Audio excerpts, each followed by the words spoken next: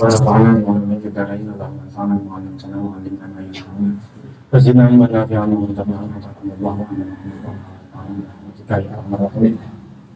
Para jamaah yang dimuliakan Allah Subhanahu wa taala, kembali melanjutkan pengajian minggu lalu dan minggu depan insyaallah kita mulai minggu depan mudah banyak umur sehat ya rezekinya. Kemarin masih menjelaskan hal-hal yang terkait larangan, sesuatu yang diharamkan kepada orang yang haid. Yang haid, perempuan yang sedang haid, pertama selain haram sholat, haram membaca Al-Quran, haram memegang mushaf, haram membawa mushaf, haram tawaf, juga haram puasa.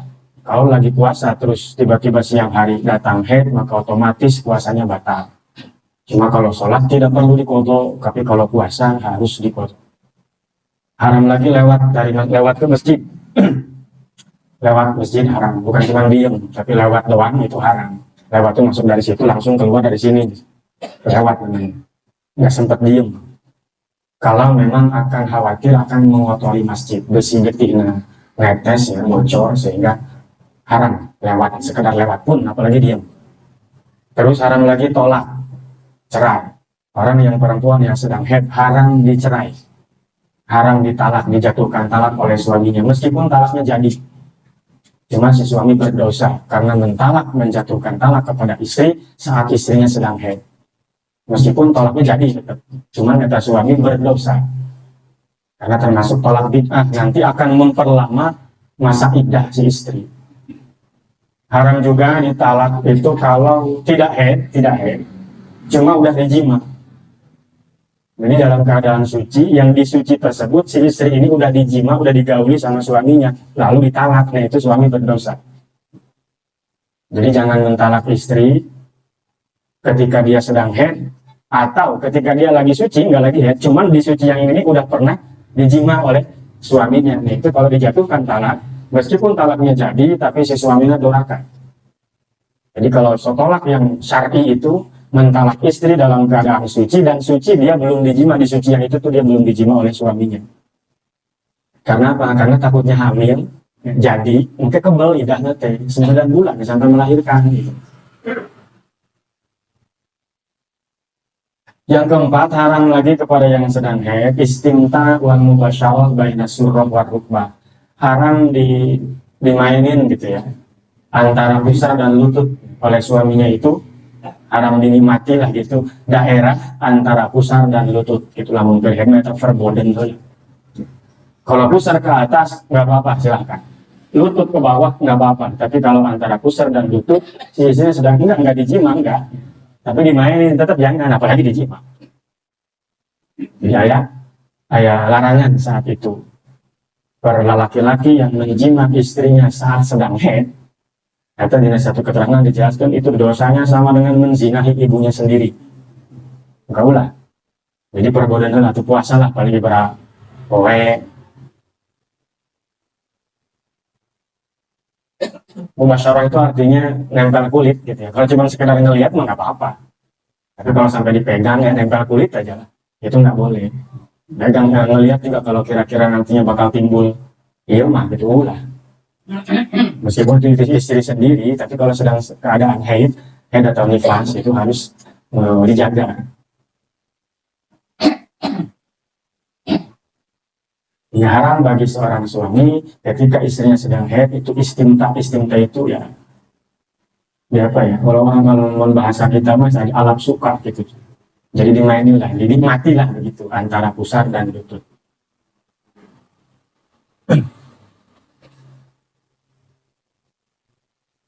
Itu yang diharamkan kepada perempuan yang sedang haid atau sedang nifas. Kuari kitabus sholat, menjelaskan tentang sholat. Apa sholat itu ya? Sholat kerjaan kita sehari-hari, sholat yang disebutkan sebagai imaduddin, tiang agama. Orang sebaik apapun kalau nggak sholat itu kebaikannya susah buat diambil manfaatnya di akhirat nanti. Ibaratnya ngalaan cai pakai besek, artinya mau minum raga dari raga dulu. Atau ibaratnya sholat itu kayak semacam apa ya? Kalau untuk amal baik yang lain itu ya, untuk puasana, untuk sedekahna, untuk zakatna, untuk kewajiban-kewajiban dia yang lain, sholat itu ibarat mencek orang mas kata sandinya lah, passwordnya. Kebaikan kita banyak dari sedekah, dari tolongin orang, dari puasa misalkan. Tina naon mereka ada yang kita ngumpul kayak haji berangkas. Cuma itu berangkas nggak bisa dibuka karena passwordnya nggak tahu. Sebab itu sholat. Maka saya sering bilang, sejelek apapun kelakuanmu, jangan nggak sholat. Sebadung naon orang tulah itu sholat. Sholat. Terus ting badung kene sholat. Masih beki kene minuman keras misalnya. Masih suka main slot, umpam. Ulah itu sholat. Lain berarti kajian main slot penting sholat di ya bolong. Nanti gitu maksudnya. Kalau masih suka sesuatu yang diharamkan, orang masih suka ya, masih hobi belum bisa ninggalin, terserah, tanggung dosanya sendiri. Tapi jangan nggak sholat. Kalau udah nggak sholat, mau benernya susah. Tapi lamun sholatnya dijaga, insya Allah itu hobi dia main judi sedikit-sedikit akan hilang. Asal sholatnya dijaga bener. Hobinya nanaon lah untuk terkait sesuatu yang dilarang oleh Allah. Namun sholatnya masih dijaga, itu nanti sholat akan memperbaiki kelakuannya. Maka nabulah bete sholat. Bangkawarna jalan bete sholat. Terus pekerjaan yang paling mudah sebenarnya kan, paling gampang, paling nggak korban apa-apa. Karena korban waktu sabar aja waktu dipakai gising sholat. Nggak ada orang sakiai-kiain aja sholat duha 25 menit misalkan, nggak ada. 5 menit misalkan bagus. Menjaga sholatnya. Apalagi kalau hidup, ya, merasa hidup itu sulit. Lihat loba bea, setik ternyesa, kabutuh loba bea, riut. Ulah nyalakan batur, tempo sholat-sholanan kumah. Kalau sholatnya nggak beres, nggak bakal beres hidupnya, yakin. Tapi kalau kehidupan mau beres, mau rapi, hidup nggak tergantung sama orang. Untuk kudu nungguan dibere ku batu, ada bere cokot, nanti kudu nungguan. Nggak harus minta-minta dulu, nggak pusing ketika ada kebutuhan, ayah aja nggak memenuhi gitu. Orang ulama bilang perbaiki sholatmu, nanti Allah perbaiki hidupmu. Yakin sih, saya hidupnya atau hidupnya masih terjerumus ke lubang kemaksiatan. Jika memang karena sholat aja kurang sih, sok ya. Kalau benar sholatnya dijaga, pasti sedikit demi sedikit dia akan keluar dari itu. Diarahkan dengan hidayah. Diarahkan ke Allah untuk menjauhi hal-hal yang meskipun dia masih suka. Kaitan dengan kemaksiatan, kaitan dengan kehidupan, soal dari hidup gampang. Dikasih hidup mudah, mungkin nggak kaya tapi cukup. Hartanya nggak loba tapi cukup. Nu kaya hatena, hatena itu nungguan pamer di batu gitu. Mentalnya kaya, nggak miskin, nungguan serangan pajak, miskin berarti.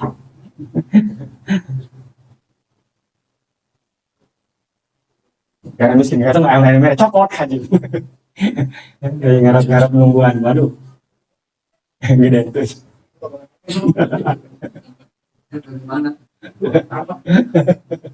Aduh.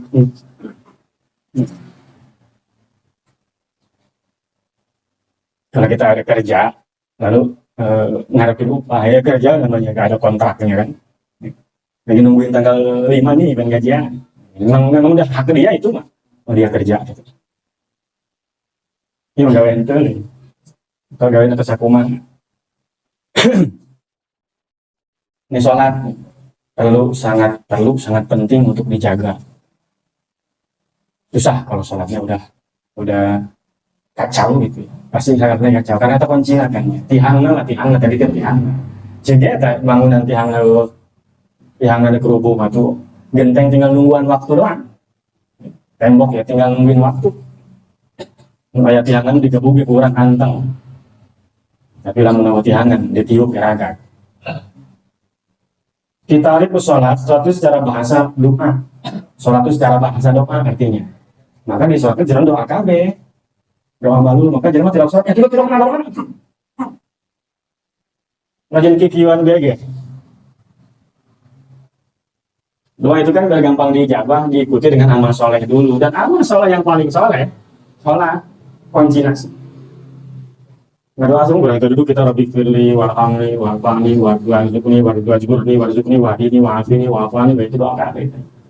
Ina Fatihah doa baik. Maka gimana mau ditunjukin jalan yang benar, orang nggak pernah baca ihdinas siratal mustaqim. Padahal sholat ihdinas siratal mustaqim itu kita minta ditunjukkan jalan oleh Allah yang benar. Yang benar tuh yang paling utama ya Islam. Tapi kan orang setelah Islam tuh hidupnya nggak selalu harus benar kan? Nggak Islam ya, nggak Islam nggak. Tapi canda sholat berjalan benar tak? Ya segi Islam dia sudah benar. Tapi segi kewajiban dia dalam bab Islam itu dia belum benar. Maka perlu ngomong ihdinas siratal mustaqim teh. Karena tidak selesai ketika kita sudah Islam itu sudah selesai belum? Sholat, kewajiban yang lain ada menjauhi yang lain kan? Karena setelah Islam ya orang harus takwa kan gitu. Takwa itu kalau nggak petunjuk dari Allah ya susah. Siga-sigana orang karena nggak kebiasaan tiap Senin kita kesini. Tapi lain kita lain buka kebiasaan orang, tapi tuduh di Allah. Petunjuk itu dari Allah, terus dia datang dari itu siap ngaji. Bukan karena kebiasaan, bukan. Menang di Allah kita nuduhkan. Di sekumah apa cara datang? Diberi ingat, diberi daya. Sholat itu doa, secara bahasa sholat itu doa. Jadi kalau orang nggak pernah sholat, dia nggak pernah ngedoa. Dan Allah paling benci sama orang yang nggak pernah ngedoa. Karena apa? Karena seorang nggak butuh sama Allah. Kalau nggak doa, asal pengen kata, padahal Allah paling resep ketika seseorang tuh berdoa. Karena apa? Menunjukkan kebutuhan dia kepada Allah bahwa saya ini butuh kepada Allah, makanya saya berdoa. Ya doa itu sebenarnya menunjukkan kelemahan kita. Intinya menjelang doa teh. Orang doa tak dijawab, ada tadi lain gitu, orang mahaya kan. Bukan menunjukkan kerendahan diri kita di hadapan Allah. Jadi atum suhu mengabacel gitu. Ayolah minimal perasaan gitu ya. Bahwa saya ini butuh. Makanya saya minta ini saya butuh. Nah itu nama kehayaan, keperluan. Tapi intinya menunjukkan bahwa kita ini butuh kepada Allah. Doa tak. Ada doanya wakilah doa bisair. Lebih tepatnya sholat itu artinya secara bahasa mendoakan dengan kebaikan. Mendoakan dengan kebaikan. Eta mana? Termasuk sholawat. Sholawat dari kata sholat sama.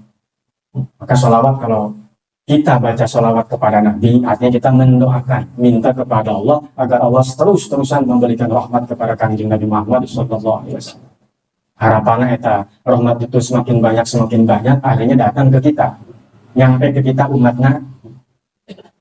Kalau sholawat dari Allah, Allah inna Allah wa malaikatahu yusholluna 'alan nabi kan. Sesungguhnya Allah dan para malaikat bersolawat kepada Nabi. Kalau Allah bersolawat artinya Allah memberikan rahmat kepada Nabi. Maka rahmatnya Allah kakak Nabi terus panggil gede nanti. Malaikat juga membacakan sholawat.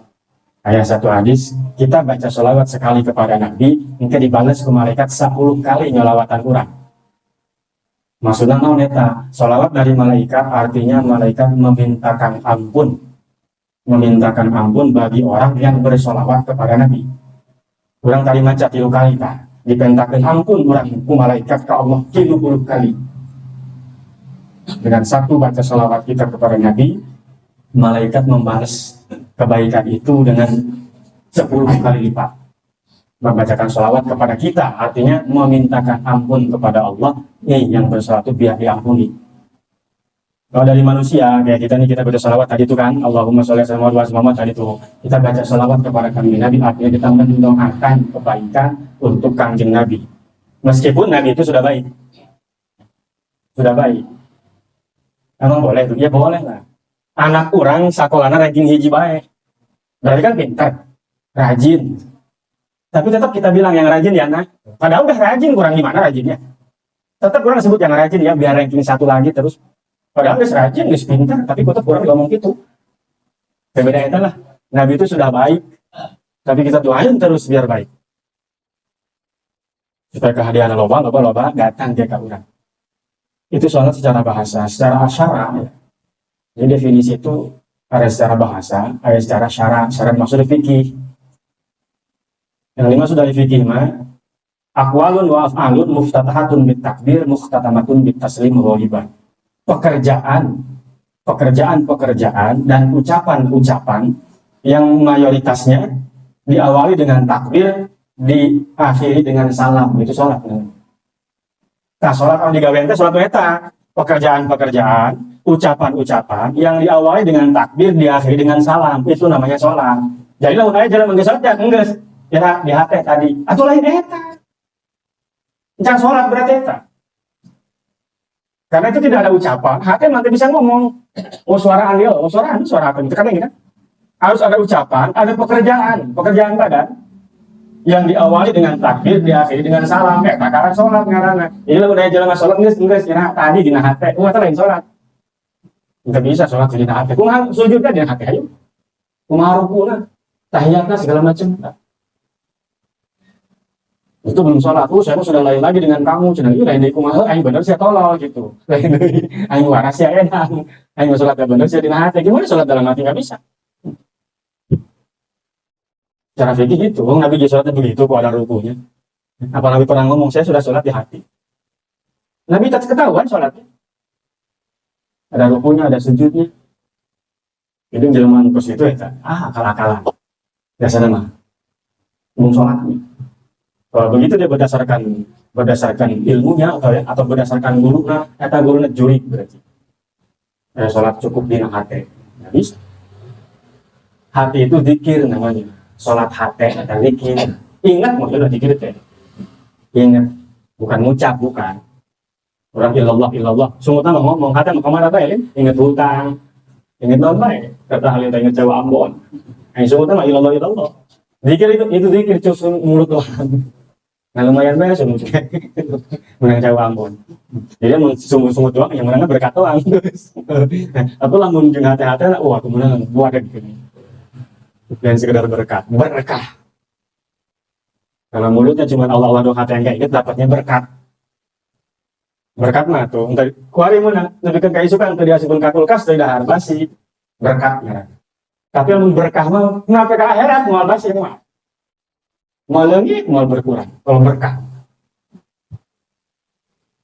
yang dimakan mah itu aja. Itu namanya sholat secara syarat. Ucapan-ucapan, pekerjaan-pekerjaan yang diawali dengan takbir, diakhiri dengan salam. Takbir orang yang takbiratul ihram, terus salam akhir.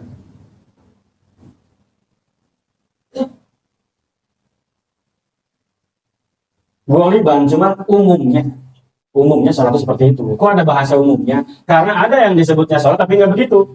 Seperti sholat jenazah. Sholat jenazah itu nggak begitu. Atau sholat orang yang lagi disalib. Jelma disalib kieu. Kudu sholatnya tetap. Cuma sholatnya. Atau bisa sampai pada tahu pekerjaan. Mau ngerjain bagaimana orang diikat semua. Atau sholat anu jelma geus teu bisa nanaon. Yang sekedar inget doang. Atau inget kata mangkarat sholatnya. Atau orang yang nggak bisa ngomong, tetap harus sholat, harus gimana sholatnya kan itu cuma gerak doang, nggak ada omongannya. Untuk bisa ngomong, ini sebenarnya batu rukunya naruhnya. Untuk kudu maca nanaw dia bisa, kumaha. Ini ada bahasa umumnya. Sholat itu di pekerjaan dan ucapan-ucapan yang diawali dengan takbir, diakhiri dengan salam. Sehingga ada sholat tapi nggak begitu, seperti sholat jenazah, kan dengan nangtung doang, hanya satu pekerjaan doang berdiri, nggak pekerjaan enggak, satu doang berdiri. Kalau ucapan iya banyak, takbir, baca fatihah, baca sholawat, baca doa, salam. Kalau ucapannya, tapi pekerjaan cuma satu, nangtung doang, tidak banyak. Atau sholatnya orang yang diikat tadi itu, tetap tidak di sholat. Fadlu sholat, keutamaan sholat, ya ar-ruknuz dzati, ar-ruknus tsani min arkanil Islam. Sholat itu rukun kedua dalam Islam. Wahya umududdin, tiangnya agama. Mendapat tiangan nama terbu. Fadluha azimun, wah keutamaannya sangat pohara orang. Gua ada jasa gitu, lain gede. Gua ada jasa.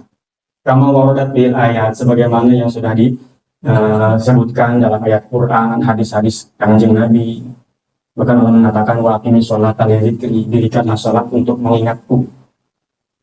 yang menjelang tidak sholat tidak ingat ke pangeran. Haju nuntut pangeran supaya ingat kanyana waktu ngeunah bae. Si pangeran yang ngeunah bae. Bukti orang kalau ingat itu sholat. Minimal tak jalan. Iya kan kita harus jatuh ingatnya terus sama Allah tuh kan nggak putus-putus. Cuman kan kos itu tuh hese. Setidaknya sholat ya. Ciri orang ingat ke Allah. Malah kadang-kadang terus kita ingat ke Allah mah. Ingat tukang bakso ingat bakso. Caleg ingat caleg. Wa aqimis sholata tarafay nahar wa zulfan minal lail innal hasanati yudhibnas sayyi'at dzalika lidzikra lil dzakirin. Dirikanlah sholat di dua ujung siang dan zulfan minal lail tengah malam. Innal hasanat yudhibnas sayyi'at. Kebaikan-kebaikan itu menghapus keburukan-keburukan. Maka sholat tanya waktu antara satu sholat dengan sholat yang lain, kata Allah itu menghapus dosa. Orang tadinya dosa ya subuh mesti orang sholat 2 rakaat. Di subuh kadohor kita dosa berasi kita dosa. Sholat lajuna dohor leungit ka dosa. Di dohor ka asapan yang dosa deui. Dosa deui urang. Kalau mau diharapkan jalan minta amal jariah, mantap. Jadi ada bohai ya. Nah, teka rasa tahu orang dosa gitu kan. Sholat asar leungit deui ka dosa. Kita asar jeung iya gitu kan. Sholat maghrib leungit deui ta maghrib. Nyieun deui ti maghrib ka isya, sholat deui ti isya deui. Makanya hidup tuh harus nungguin sholat. Pas sholat itu ya nungguan dohor. Kasawahnya kalian di kasawah nungguan dohor balik kasawah. Kan mestinya neker di sawah pae. Dicatat oleh malaikat statusnya nungguin sholat, bukan lagi macun. Kan bagus. Kan? Jadi orang hidupnya nungguan sholat. Nungguan pakai. Supaya apa? Supaya ya, status WA orang bagus gitu. Dibaca ke malaikat ya. Lagi nungguin sholat. Gawe orang gawe ya silahkan berangkatnya. Jujum berangkat. Nah, sholat subuh kabul duha heulanya. Sok belum panggawe kayak gitu. Dina hatena motivasi saya menungguin dohor. Lempangnya naik motor, cilaka di jalan umpama gitu kan. Cilaka di jalan maut. Eta statusnya ndek sholat, nungguin sholat bukan nyari duit. Betapa jeleknya statusnya nyari duit cek malaikat. Eta keur naon paena malaikat cek pangeran. Keur neangan duit Gusti, Bu. Tapi lamun ketika mati dia statusnya lagi nungguin sholat. Bagus eta. Ini surga lah, penungguan sholatnya. Nah itu jadikan apa ya, status lah di hati orang gitu. Ya pas bahasa gua pas itu tuh bener ya bahasa kolot kesulitan. Meskipun nyana teh yang tadi mana bebenangan atau bahasa gitu, tapi bener ya. Ini nungguan lohor kan gitu yang bahasa. Yang penting pegawaian nungguan nanti bari bener. Gimana nungguan subuh bari nongkalan 5 batur, waktu tak kacau tak. Dosa-dosa yang gak kerasa gitu. Itu sholat, maka udah ngalawan sholat. Mun eueuh sholat, nah waduh, geus mah kajorean numpuk, kaharian teu kawadahan, jawadana eueuh. Tapi kalau ada sholatnya minimal STMJ lah, sholat terus, maksiat jalan. Nanti lama-lama sholat terus, maksiat jangan. Dan sujud luar malu jahe lah. Jika jahe diterjemahkan di jangan, wah kacau, lain lainnya. Waqala Nabi mengatakan sallallahu alaihi wasallam mengatakan illa amda idza qama fi shalat futihat lahul jinnah. Seorang hamba ketika dia berdiri melaksanakan salat futihat lahul jinnah, itu pintu surga terbuka buat dia. Maka yakin menjelang ayat ke-mau ke salat, itu ke surga. Wa kushifa lahul hijab bainahu wa baina rabbi, dan dibukakan penghalang antara dia dengan Tuhannya. Jadi kita sama Allah itu lagi nggak ada penghalang apapun untuk atur sholat. Maka disebutkan saat paling dekat seorang hamba dengan Allah itu waktu dia sholat. Bukan dekat jarak ya, dekat rasa. Karena Allah nggak ada jaraknya. Wastaqbalatul hurul ain wa tabidari kenungguan bae Pak harus ke sholat itu aing berapa kawin jeung siapa kenapa sih akal bae. Menurut Pak lah jangan bila terima. Jadi dunia mau. Artinya apa saat ini bagusnya itu orang yang lagi sholat itu. Surga di nungguan tukang sholat, nah insya Allah. Tapi kalau dia sholat orang ditungguan neraka. malam yabtahid aw yatanakho, ya. Wa inna fi salat la syifaan, di dalam salat itu yaklah syifaan, ada obat. Salat itu obat buat apapun. Nah, sekarang banyak penelitian tentang sholat. Saya pernah lihat video penelitian orang Jepang. Jadi kaki itu tiap hari, maaf, gini nih, 10 menit katanya. Giniin terus 10 menit. Supaya apa? Peredaran darah katanya lancar. Kan kalau peredaran darah lancar, insya Allah sehat orang tuh. Aja nu kiki kan, nggak sholat. Ya suku kudu kieu. Ke tahiyat suku kieu, ke sujud suku kieu, maka sujud suku kieu harus begitu kan? Ketahuan kan sama-sama orang sekarang tuh. Diteliti bahwa sholat itu iya. Bahkan nggak bakal bohong, Nabi mengatakan inna fi sholat la syifaan. Yakin bahasanya sesungguhnya. Pakai penekanan. Sesungguhnya dalam sholat itu ada obat. Bisa nyari naon orang, terutama nyari hati. Penyakit hati, terutama eta. Penyakit medis pun sholat lah. Atau menyebutkan di otak orang iya nya. Ada satu saraf yang tidak bisa dialiri oleh darah kecuali posisinya orang nonggeng sujud. Maka kalau orang sering sujud, insya Allah mual stres. Tapi namun sujud, waduh. Sebab bilang, atau otak nggak karena detik, karena lama detik. Ini. Ayah bukan dasar jika masuk otak sehat. Lihat buktinya Kanjeng Nabi. Hidupnya lebih kurang 63 tahun lah. Hitung genap jangkep. Itu sakit cuma 2 kali. 63 tahun itu sakit cuma 2 kali. Yang pertama sakit disihir sama orang, yang kedua sakit setelah yang sampai ke bawah meninggal. Saya doang 60 tahun nguriang dengan 2 kali. Maka sholat itu sumber kesehatan. Kalau mau sehat sholat, mau sholat ujungnya tak jadi rumah sholat tapi jag awak menghakena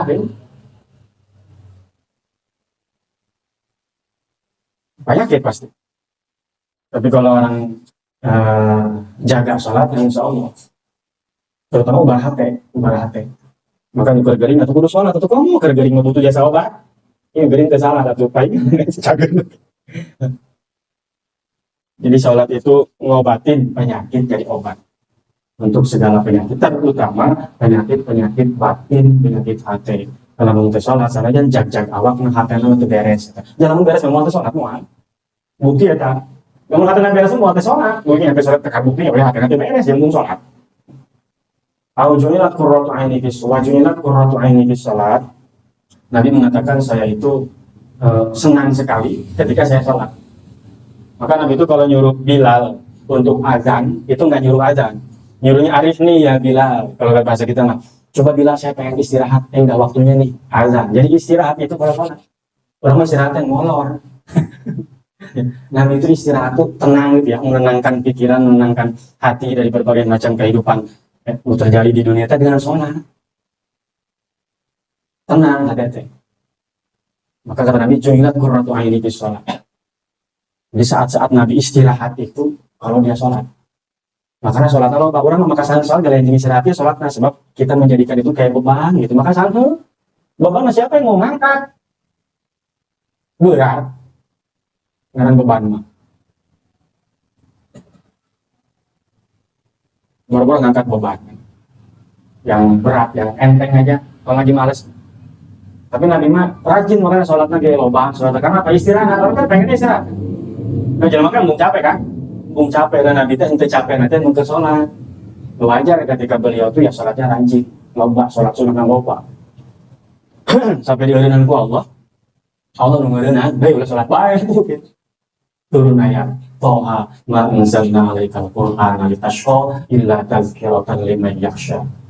Nabi ke sholat terus sampai lututnya itu bengkak, kakinya bengkaknya. Sampai dia kurang sok bengkak nanti jadi ke kayak sholat. Sampai bengkak kakinya karena saking banyaknya sholat. Kata Siti Aisyah, kok sholat terus? Padahal kan ya Rasul, engkau itu sudah diampuni oleh Allah, sudah yakin surganya. Jawabannya nah, ya kalau udah begitu apa saya nggak harus syukuran? Lain, iya, ya justru kalau gitu kan berarti saya harus syukuran. Bahasa dia kan Allah udah sholat kayak Muhammad, Toha itu nama lain dari Kanjeng Nabi. Allah kadang manggilnya dengan bahasa Toha. Ma anzalna alaikal Qur'an tashqa. Kami turunkan Quran kepadamu itu bukan buat bikin sakit, bukan buat bikin susah. Sampai dia elengan ku Allah salat baik. Ya orang mah gitu tadi. Saya ngomong karena apa tadi itu. Jadi artinya pola pikirnya jangan jadiin itu beban. Lalu dijadikan beban, kewajiban tak apa tak berat bawaan. Coba jadikan itu istirahat gitu. Makanya kan ayah surga, ayah neraka. Dari mana orang kabita surga nabe nolak itu? Kan sholat lah, 4 rakaat menang bidadari. Oh, kata bidadari kan bisa dibeli kulit MM-an. Surga itu, minimal gitu aja dulu kan, supaya tertarik. Kalau jadi beban ya, tadi itu siapa orang yang mengangkat beban? Berat. Orang gawe gitu digaji masa kan. Lantaran butuh, akhirnya orang sholat, akhirnya orang gawe. Gitu. Orang mah berat, gawe berat gaji naletik bisa. Tapi karena butuh, atau orang nanggung aja. Sholat itu seperti itu. Jadi ini adalah pola pikir kita gitu ya. Melihat sisi eta teh udah dijadikan sebagai beban. Kalau jadi beban tentu berat. Tapi jadikan itu mana eta pancingan.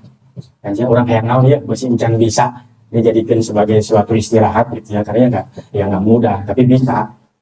Perlu terus-terusan. Minimal eta baik. Kurang supaya hidup kita enak misalkan gitu. Untuk timbul motivasi gitu. Enggak dengan sendirinya. Ya awalnya memang nggak ikhlas, sayang dibalas segala gitulah pas jelema dagang dengan untung rugi. Tapi minimalnya daek heula. Kalau udah jadi beban, waktu mulai sanggup kan. Berat. Sanajan nyata ngan sakedeung doang. Maka kata Imam Ghazali, apa yang paling berat kepada murid-muridnya? Anu ngajawab gunung. Anu ngajawab batu. Kata Imam Ghazali lain, paling berat kata sholat. Kalau dianggap beban, 2 rakaat di subuh tak? Bukan hese. Subuh, isya sholat itu. Isya karena waktunya panjang kayak mana? Engke jadi bang. Subuh maka orang hese berat mata. Makanya Allah ngertiin, kamu berat matanya, udah sholatnya 2 aja. Gak usah banyak-banyak. Lagian dosanya gak terlalu banyak kan semalam tidur. Orang tidur mah gak banyak dosa. Makanya sholat tangan 2, tepati loba dosanya. Nah, barang beraktivitas setelah subuh, kalau nggak kita dosa di jam setengah genap umpamain yang dikasih jam 12 kurang. Berajam kita, maka sholatnya jawabnya kuari mau opat. Sebab dosanya loba. Di tengah hajatnya tadi. Mana bukti loba? Coba hitung. Coba hitung ini. Artinya orang itu bisa nyebutkan sabaraha. Berarti loba itu. Jadi biar nggak berat, jangan jadi beban. Inal ada yang kau maju soli, ujian hese atau hese, maka itu usaha di hese ya. Itu ngomong gampang, tapi bisa gitu kalau diusahain. Inal abda idza qama yusalli utiya bi sunubihi fawti'at ala ra'si wa ala atiqi fakulan maraka au sajadah tasaqatat anhu. Kata Nabi ini, orang tuh kalau sholat di dosa tahu di sini. Kurang tahu orang ke sholat berat, dosa malu di dia ya. Kita dan di dia jeung di dia dosa orang ya mun sholatnya ya. Mungkin pas orang ruku ragagnya. Pas sujud atau kok mau sujud malu di nonggeng di kan ragag kayak ketika sudah sholat hilang dosanya. Jadi kan nyunyun beratnya sebar mata dia itu dosa ya. Samut di situ dah. Nanti ketika ruku jatuh dia hilang. Sujud nangis. Enggak suruh salam nyieun deui. Jadi berat itu ya karena itu. Waqamal ulama, kata ulama, sholat itu afdolul ibadatil badaniyah. Paling utama pekerjaan ibadah badan itu sholat. Paling utama itu. Suatu patokan orang benar. Yang lain itu patokan orang jelma bagel. Jangan masuk merek bagel, ya, tapi dia sholat benar yakin. Kayak udang dibalik tarigu bagel. Orang rajin puasa, itu kalau nggak sholat mah ya enggak benar. Jangan patokan jangan benar apa lain ya, sholat wajib. Kalau sholatnya dijaga, itu orang benar berarti. Dan kalau orang benar, nggak bagel. Ya jangan orang benar mau bagel. Makanya intinya mau sholat sih, intinya itu. Kita nyuruh orang buat baik, buat begini, buat begitu. Kalau nggak sholat, tetap bahese. Maka parentakan sholatnya, benar itu sholatnya. Kalau sholatnya benar semuanya insya Allah. Mengibaratkan bangunan kok tadi kan. Kalau tiangnya kuat, temboknya dia kuat. Kalau sholat itu kalau ibaratnya bangunan suatu tiangnya kan, tiang haji puasa itu disebutnya junnatun. As-saumu junnatun. Junnatun itu apa? Penghalang, tameng. Tameng biar kamu nggak digoda setan itu puasa. Tameng, tameng itu kalau di rumah apa namanya? Dinding lah. Eta dinding ayam mau tiangan. Saya tengah tukang paling hebat, arsitek paling hebat. Bisa tuh orang nangtungkan dinding tenaga tiang. Dan itu kuat. Nggak bisa. Puasa itu ibarat dinding gitu. Macam zakat. Zakat itu pembersih. Pembersih, zakat itu pembersih. Orang zakat harta orang tak dibersihkan. Zakat badan kita, berarti zakat fitrah itu dibersihin. Ya. Tempat pembersih dan di mana? Kamar mandi. Kamar mandi, toilet. Karena sebagus, maka ini nih. Ini nggak disebut rumah. Ini musola, ya bawa kamar, toiletan. Saya melihat musola, teman-teman toilet. Dan musola. Ada toilet yang bukan rumah sebagus apapun rumah nah saya cina bawa WC-an, kos 5 bahu lah WC-an lu sampalan orang Jawa. Yang nggak nyaman lah, nggak nyaman. Maka sekarang orang kontrak juga WC-nya pengen di dalam ya. Iya, nggak mau di luar bareng-bareng. Nggak nyaman, apalagi rumah sendiri. Tapi ayam WC mau ambil tiang. Oh, di WC di mana tiang aja. Terus apa lagi namanya? Sholat, puasa, zakat, haji. Ya. Haji eta, jadi jangan ngomong haji pakai peci putih. Peci itu mah luhur kan? Di luhur peci, macam mana luhur nata aja dia. Atapnya, bangunan atapnya itu atap mau nempel di mana kalau nggak ada tiang? Nah, jadi orang pakai baja ringan dia tetap kayak tiangan. Mau bisa nggak gantung mau. Mau kalau mau sholat nangis kuat, guys tiangnya sudah kuat, yang lain ikutin. Kalau sholatnya benar, yang lain ikut benar insya Allah. Jadi kalau sholatnya udah rusak, udah nggak beres gitu ya, yang lain mau nempel di mana, pasti rungkat kayak ini. Mau kokoh. Lalu ngapain dibangun tak kokoh? Tidak kokoh menghadapi rintangan, menghadapi ujian. Ya. Lalu orang sok sholat ngajak judi, mikir 1000 kali. Tapi lamun tidak sholat, hari mau langsung. Itu karena apa? Tiangnya tadi bahwa jadi eta pondasi teh gampang boro-boro di ragagan ditendang di doser ya, di beko make beko didorong, make angin tiup raga. Boro-boro godaan setan jenderal mah itu setan hansip lagi yang geus eleh. Sebab tiangan. Itu sholat. Betapa penting, hal yang terpenting loh. Enggak ada ibadah yang Allah perintahkan kepada Nabi dan umatnya yang diambil langsung, nggak ada. Semua melalui Jibril. Tapi kalau sholat, Nabi langsung yang ngambil. Isra Mi'raj itu ya. Entah lewat Jibril sholatnya. Perintah sholat itu nggak melalui Jibril. Kalau yang lain melalui Jibril. Hanya diabadikan agama di nata tahiyat ya. Itu tahiyat itu obrolan Allah dengan kanjeng Nabi ketika Isra Mi'raj. Dan saat itu cuma Nabi dengan Allah. Jibril pun nggak ikut. Itu diabadikan dengan bahasa at-tahiyyatul barakatus sholawatut thayyibatu lillah kata Nabi. Penghormatan, keagungan, kebaikan semua milik Allah. Allah memberikan salam kepada Nabi. Assalamualaikum ayyuhan nabiyyu wa rahmatullahi wa barakatuh. Keselamatan bagi engkau wahai Nabi dan rahmat Allah dan keberkahan dari Allah. Nabi itu saking pedulinya sama umatnya, nggak mau dia sendiri yang dapat salam dari Allah.